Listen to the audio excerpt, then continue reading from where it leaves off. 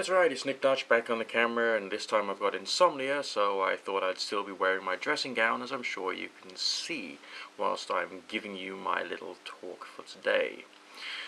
What is now yesterday, which could still be classed roughly as earlier on today kind of thing if you don't look too closely at your watch, I was at my local Pagan meeting, because I go to various different groups of various different theological bents, basically for the hell of it. And yes, I do hang out with atheistic people and all kinds of people as well.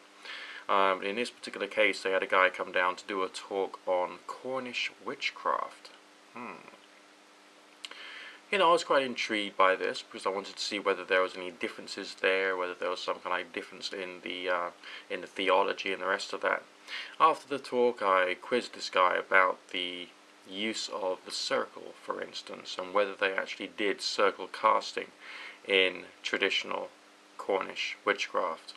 As it turns out, according to this one particular guy, circle casting has become more popular in recent days because of the growth and development of Wicca, rather than necessarily any real adherence to ancient traditions. Also, there was some mention in his talk itself about the things which define or describe the nature of Cornish witchcraft. The first one was that of inheritance. That doesn't mean to say it was passed on genetically, it doesn't mean to say it was passed on down your family line. It means to say that a certain quantity of wisdom or knowledge was given to you, as well as a particular myth which was appropriate to a certain tradition. And because you've taken this myth or this story and you start living with it, that it has some kind of feeling of power or influence associated with you. It is therefore regarded as being a magical act in its own right, the passing on of a story, the passing on of an idea or certain words. And there's certain superstitions about this.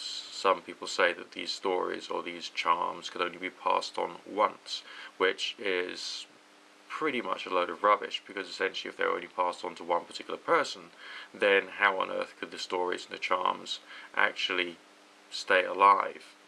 So there's a little bit of extra, hocus pocus which is added just to give the idea of the charms and the traditions a bit of extra power, so to speak.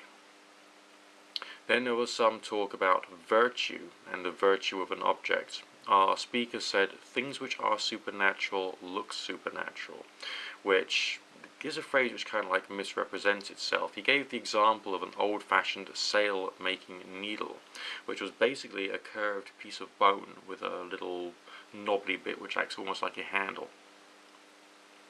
And he says that because this is actually being used on the sea, it therefore has something imbued in it. Alright, it means something of the sea, it means something to do with manual craft, something to do with wind and water, and therefore its inner wisdom, so to speak, is something to do with wind and water and that sort of thing. And he gave the example of people using things like these bone needles to write in the sand on a beach, something that they wanted to get rid of or have taken away from them. And as the tide would roll over what they've written in the sand, it would then remove the negativity from them, which I thought was also rather interesting and beautiful. He also gave the example of a stroke stone, which is a type of stone that's maybe about that big. Basically a large pebble that you could basically hold in your hand. And it's been weathered by the water and by the wind, and it's smoothed down. And so he says the virtue of this thing is to smooth or take away something which is rough or something which is inappropriate or not quite right. And it's part of the tradition to rub these stones on the parts of the body whereby there is, where there's some kind of discomfort or disease whilst talking to the patient. So the form of witchcraft that they did was very doctrine of signatures orientated and very symbolic. And the only real thing which defines or describes it is the idea of passing on traditions and trying to understand virtues.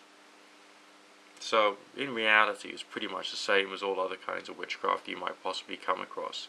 It's just that some people are just a little too dogmatic about the symbols. He did say that the cosmology of Celtic, or should I say Cornish, pagan witchcraft was that of three worlds: an upper world, a middle world, and a lower world. And whenever they were doing their rituals, they would do it beside a gate or a stile, because that symbolizes moving from one world to another. Or they would take a stave or a stick and plant that in the ground and say, this represents the center of the universe. A bit like the message or the idea of the world tree in Norse mythology. So maybe there's some kind of cross-cultural transfer happening there.